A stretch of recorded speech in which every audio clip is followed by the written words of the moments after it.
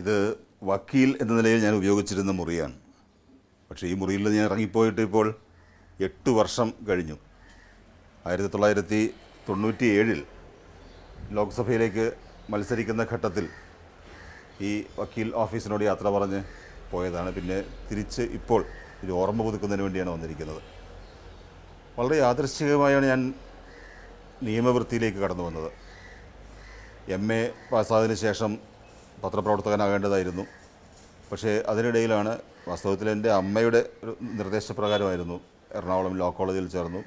LLB പാസ്സായി. LLB പാസ്സായതിനു ശേഷവും കോടതിയിൽ പോകുന്നതിന് പകരം ഞാൻ പത്രം ഓഫീസിലേക്കാണ് പോയത്. ഇന്ത്യൻ എക്സ്പ്രസ്സിൽ 8 വർഷം ജോലി ചെയ്തു. റിപ്പോർട്ടറായി, സബ് എഡിറ്ററായി. ആ ജോലി ചില പ്രത്യേക കാരണങ്ങളാൽ നഷ്ടപ്പെട്ടതിന് ശേഷമാണ് ഞാൻ അഭിഭാഷകനായി എൻറോൾ ചെയ്തത്. 16 കൊല്ലം ഹൈക്കോടതിയിലും മറ്റു കോടതികളുമായി അഭിഭാഷകൻ എന്ന നിലയിൽ പ്രവർത്തിച്ചു. വളരെ അവിസ്മരണീയമായ നിരവധി അനുഭവങ്ങൾ അക്കാലത്തുണ്ടായിട്ടുണ്ട്. നിയമവൃത്തിയെ ഞാൻ സ്നേഹിച്ച് തുടങ്ങിയ ഒരു അവസ്ഥ വരെ ഉണ്ടായി. ഒരുപക്ഷെ ആ നിലയിൽ മുന്നോട്ട് പോയിരുന്നെങ്കിൽ ഇന്നിപ്പോൾ MP എന്നതിന് പകരം ഒരു ഹൈക്കോടതി ജഡ്ജി ആയി ഇരിക്കുന്നതിനുള്ള അവസരം പോലും ഉണ്ടാകുമായിരുന്നു. അക്കാലത്ത് ഇപ്പോഴും അന്ന് എനിക്ക് ഏറെ പ്രശസ്തി നേടിത്തന്നതും ഇപ്പോഴും ഓർമ്മിക്കാവുന്നതുമായ ഒരു കേസ് മലയാള മനോരമയ്ക്കെതിരെ ബോബനും മോളിയും എന്ന കാർട്ടൂൺ പങ്ക്തിയുടെ പകർപ്പവകാശത്തെ ചൊല്ലി ഉണ്ടായ കേസിൽ കാർട്ടൂണിസ്റ്റ് ടോംസിൻ്റെ അഡ്വക്കേറ്റ് ഞാനായിരുന്നു. വളരെ ബുദ്ധിമുട്ടി പ്രയാസപ്പെട്ട് അന്ന് നമ്മുടെ നാട്ടിലും കോടതികളിലും ഇൻ്റലക്ച്വൽ പ്രോപ്പർട്ടി, കോപ്പിറൈറ്റ് തുടങ്ങിയ നിയമങ്ങൾ അത്ര പരിചിതമായിരുന്നില്ല.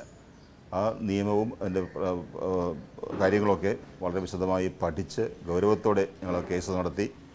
കാർട്ടൂണിസ്റ്റ് ടോംസും അദ്ദേഹത്തിൻ്റെ മക്കളും ഒക്കെ ഈ ഓഫീസിൽ അന്ന് നിരവധി രാത്രികൾ ഞങ്ങൾ ഒരുമിച്ചിരുന്ന് കേസ് പഠിക്കുകയൊക്കെ ഉണ്ടായിട്ടുണ്ട്. അതുപോലെ പ്രത്യേക രീതിയിൽ ഒരു കോൺസ്റ്റിറ്റ്യൂഷണൽ ലോയർ എന്ന നിലയിൽ സ്വയം മാറുന്നതിന്, നല്ല കേസുകൾ നടത്തുന്നതിന് അതിനുള്ളൊരു പരിശ്രമം എൻ്റെ ഭാഗത്തു നിന്ന് ഈ അഡ്വക്കേറ്റ് അതിന് ശേഷം എനിക്ക് ഈ രംഗത്തോട് ഒരു ആഭിമുഖ്യം ഉണ്ടായി. അതുകൊണ്ടുകൂടിയാണ് ഞാൻ പിന്നീട് കൊച്ചിൻ യൂണിവേഴ്സിറ്റിയിൽ LLM പാസ്സായി. LLM കൊണ്ട് നിർത്തിയില്ല, ഞാൻ നിയമത്തിൽ തന്നെ ഗവേഷണം നടത്തി. കോൺസ്റ്റിറ്റ്യൂഷണൽ ലോയിൽ ആർട്ടിക്കിൾ 19(1)A ആ ഒരു പ്രത്യേക ശാഖയെ മുൻനിർത്തി നടത്തിയ ഗവേഷണത്തിനാണ് എനിക്ക് ഡോക്ടറേറ്റ് ലഭിച്ചത്. അങ്ങനെ ഞാൻ ഡോക്ടർ സെബാസ്റ്റ്യൻ പോൾ ആയത്.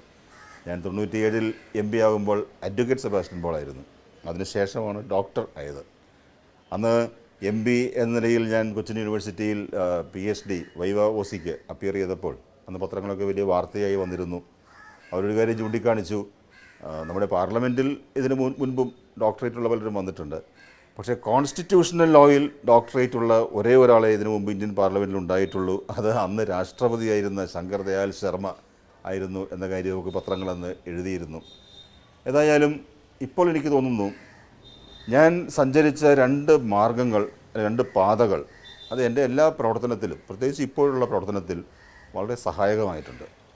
ഒന്ന് പത്രപ്രവർത്തനം എന്ന നിലയിലുള്ള ഒരു അന്വേഷണപരത, കാര്യങ്ങൾ വിവരങ്ങൾ ശേഖരിക്കുന്നതിനുള്ള പ്രാപ്തി, അത് ജനങ്ങൾക്ക് മനസ്സിലാകുന്ന രീതിയിൽ ആകർഷകമായി എഴുതുന്നതിനുള്ള കഴിവ്.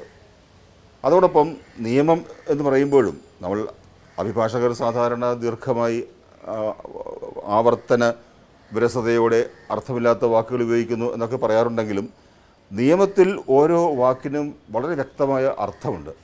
അപ്പോൾ വാക്കുകളുടെ അർത്ഥമറിഞ്ഞ് അതിൻ്റെ നിയമപരമായ പ്രാധാന്യത്തോടെ വാക്കുകൾ ഉപയോഗിക്കുന്നതിന് അപ്പോൾ ഒരു ജേർണലിസ്റ്റ്, ലോയർ ഈ 2 പരിശീലനവും ഒരുമിച്ച് ചേർത്തപ്പോൾ എനിക്കിപ്പോൾ ഞാൻ ഏർപ്പെടുന്ന പല പ്രവർത്തനങ്ങളും നന്നായി നടത്തിക്കൊണ്ടു പോകുന്നതിനുള്ള ഒരു അവസരമുണ്ടായിട്ടുണ്ട്. അതുകൊണ്ട് ഇവിടെ നിൽക്കുമ്പോൾ എനിക്ക് എൻ്റെ പഴയ അഭിഭാഷക സ്മരണകൾ വരുന്നു.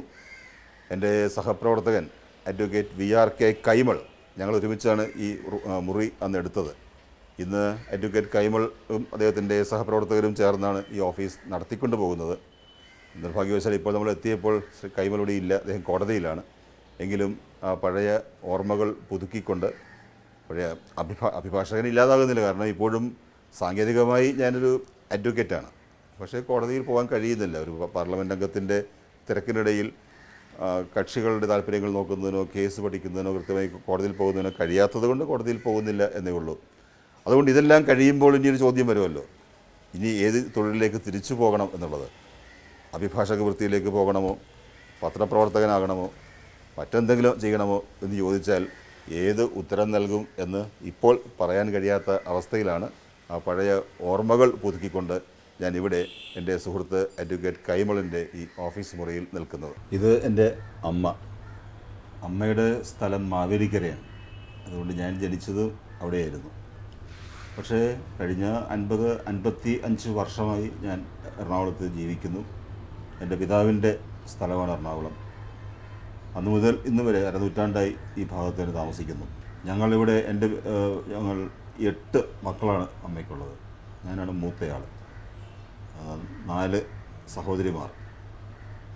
ഞങ്ങളുടെ കുടുംബത്തെക്കുറിച്ച് വാസ്തവത്തിലൊരു അഭിഭാഷക കുടുംബം എന്ന് വേണമെങ്കിൽ പറയാം. ഞാൻ പറയാറുണ്ട്. അമ്മയുടെ പിതാവ് അഡ്വക്കേറ്റായിരുന്നു. ആ കുടുംബത്തിൽ പലരും അഭിഭാഷകരായിരുന്നു. അതുകൊണ്ടായിരിക്കാം അമ്മ എന്നെ നിർബന്ധിച്ച് ലോ കോളേജിൽ പോകാൻ പ്രേരിപ്പിച്ചു. ഞാനൊരു അഭിഭാഷക വൃത്തിയിലേക്ക് ഇടക്കാലത്ത് വരികയും ചെയ്തു.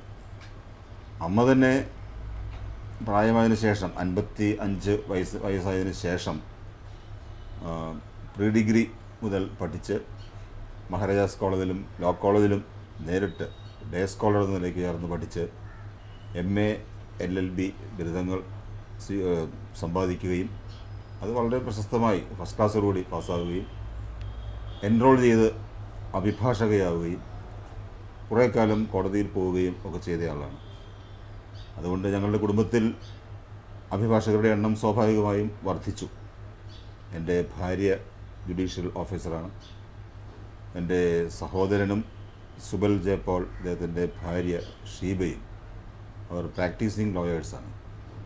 സുബൽ സെൻട്രൽ ഗവൺമെൻറ് സ്റ്റാൻഡിംഗ് കൗൺസിലാണ്, റെയിൽവേയുടെ അഭിഭാഷകനാണ്. മറ്റൊരു സഹോദരി അഭിഭാഷകയായിരുന്നു, പക്ഷേ ഇപ്പോൾ മുനിസിപ്പൽ സെക്രട്ടറിയായി പ്രവർത്തിക്കുന്നു. അങ്ങനെ ആ നിയമരംഗവുമായി അഭിഭാഷക രംഗവുമായി വളരെയേറെ ബന്ധം സ്ഥാപിക്കാൻ കഴിഞ്ഞ ഒരു കുടുംബം കൂടിയാണിത്. എൻ്റെ സഹോദരന്മാരിൽ ഒരു സഹോദരൻ ജോ ആർട്ടിസ്റ്റാണ്. അദ്ദേഹം പെയിൻറ്റിങ്ങുകളും പോർട്രേറ്റുകളും കമേഴ്ഷ്യൽ ആർട്ട് വർക്കുകളും ഒക്കെ ചെയ്യുന്നു. ഇവിടെ ഇരിക്കുന്ന ഈ പെയിൻറ്റിങ് തന്നെ ലാസ്റ്റ് സപ്പർ, അവസാനത്തെ അത്താഴം, അത് ജോ ചെയ്ത പെയിൻറ്റിങ്ങാണ്. ഞങ്ങൾക്ക് ഇവിടെ ഒരു പ്രത്യേകത എനിക്ക് പറയാനുള്ളത്, ഞങ്ങളൊരു സാധാരണ കുടുംബമായിരുന്നു. എൻ്റെ പിതാവ് പത്മ തിയേറ്ററിൽ, ഇന്നത്തെ രൂപത്തിലല്ല, പഴയ പത്മ തിയേറ്ററിൽ പുനർനിർമ്മിക്കുന്നതിന് മുമ്പ് അവിടെ ജോലി ചെയ്തിരുന്ന ആളാണ്. 92 മരിച്ചുപോയി. അപ്പോൾ വളരെയേറെ തീർത്തും ദരിദ്രം എന്ന് പറയാൻ കഴിയില്ലെങ്കിലും പ്രയാസങ്ങളിലൂടെയൊക്കെയാണ് ഞങ്ങൾ വളർന്നു വന്നിട്ടുള്ളത്. പക്ഷെ അപ്പോഴേക്ക് ഈ വിദ്യ അഭ്യസിക്കുക, വിദ്യാഭ്യാസത്തിലൂടെ രക്ഷപ്പെടുക എന്നൊരു സന്ദേശം ആണ് എപ്പോഴും അമ്മ നൽകിക്കൊണ്ടിരുന്നത്. അതുകൊണ്ട് ആദ്യകാലത്ത് എൻ്റെ ശ്രദ്ധ സ്വാഭാവികമായും പത്രങ്ങളിലേക്കാണ് വന്നത്, പത്രപ്രവർത്തനത്തിലേക്ക്. വളരെ ചെറുപ്പത്തിലെ അമ്മ തന്നെ നേരിട്ട് അക്ഷരം പഠിപ്പിക്കുകയും പഠിപ്പിക്കുകയും, അപ്പോൾ പത്രത്തിൻ്റെ വലിയ തലക്കെട്ടുകളൊക്കെ എൻ്റെ തോന്നുന്നു ഒരു 3 വയസ്സൊക്കെ ഉള്ളപ്പോൾ ഞാൻ പത്രം വായിക്കുമായിരുന്നു. ഇപ്പോഴും എൻ്റെ മനസ്സിൽ ആദ്യത്തെ ഒരു പത്രവാർത്ത ഇപ്പോഴും മനസ്സിൽ ഓർമ്മയിൽ നിൽക്കുന്നത് സർദാർ വല്ലഭ്ഭായ് പട്ടേലിൻ്റെ ചരമവാർത്തയാണ്. അതെപ്പോഴും ഞാൻ ആദ്യം വായിച്ചത് ഇപ്പോഴും ഓർമ്മയുണ്ട്. അപ്പോൾ ആ വർഷം ഏതോ എന്ന് ആലോചിച്ചപ്പോഴാണ് അത് 1950 ആണ്. അപ്പോൾ എനിക്കന്ന് 3 വയസ്സേ ആയിട്ടുള്ളൂ, അല്ലെങ്കിൽ 3.5 വയസ്സ് ആയി കാണും. അന്ന് മുതലേ പതിവായി പത്രം വായിക്കുക, പത്രം വായിക്കുക മാത്രമല്ല അത് മനസ്സിലാക്കാൻ ശ്രമിക്കുക. അങ്ങനെ അക്ഷരങ്ങളുമായി ഒരു വലിയ ബന്ധം, അടുപ്പം, അക്ഷരങ്ങളെ സ്നേഹിക്കുന്ന ഒരു സ്വഭാവം അത് അന്നേ ഉണ്ടായി. അതുകൊണ്ടാണ് വലുതാകുമ്പോൾ ഒരു പത്രപ്രവർത്തകനാകണം എന്ന് ഞാൻ ആഗ്രഹിച്ചിരുന്നത്. അല്ലെങ്കിൽ ഒരു സാഹിത്യകാരൻ ആകണം എന്ന് ഇടക്കാലത്ത് താല്പര്യം തോന്നിയിട്ടുണ്ട്. നോവൽ എഴുതുക, കഥ എഴുതുക. പക്ഷെ അപ്പോഴൊക്കെ പഠിക്കണം, ഒരു ഉന്നതമായ വിദ്യാഭ്യാസം നേടണം, ബിരുദങ്ങളുണ്ടാവണം എന്നൊക്കെയുള്ളൊരു നിർബന്ധം, പ്രേരണ അമ്മയുടെ ഭാഗത്തു നിന്നുണ്ടായി. നന്നായിട്ട് പഠിക്കുമായിരുന്നു. വളരെ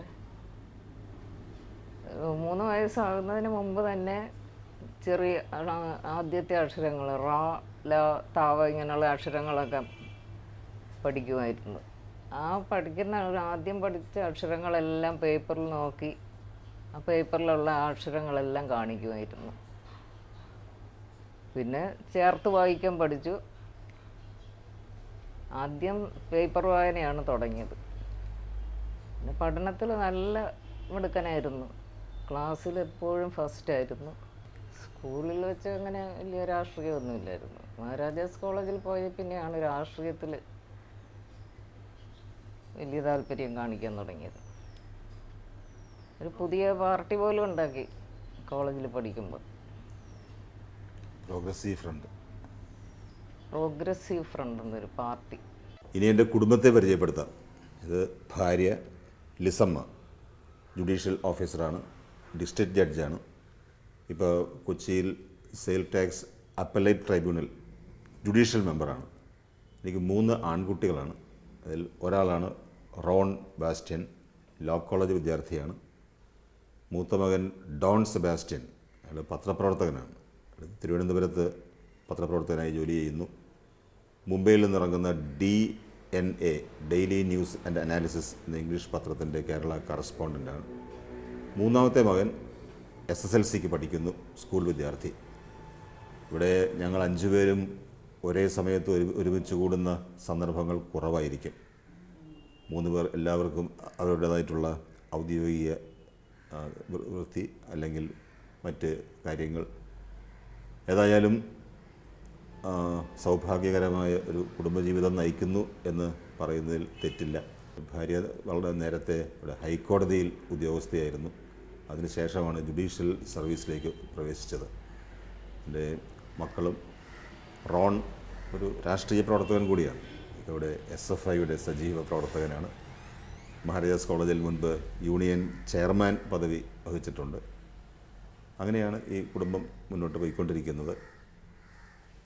പ്രത്യേകിച്ച് ഒരു അഭിപ്രായ വ്യത്യാസമോ സംഘർഷമോ ഇല്ലാത്ത രീതിയിൽ പോകുന്നു. വ്യത്യസ്ത എന്ന് തോന്നിയേക്കാമെങ്കിലും പല മേഖലകൾ ഇവിടെ സമ്മേളിക്കുന്നുണ്ട്. നിയമം, രാഷ്ട്രീയം, മാധ്യമപ്രവർത്തനം, പൊതുപ്രവർത്തനം എല്ലാം ഇവിടെ ഈ കുടുംബത്തിൽ വളരെ മനോഹരമായി സംഘർഷരഹിതമായി സമ്മേളിക്കുന്ന അവസ്ഥ കൂടി ഉണ്ട്.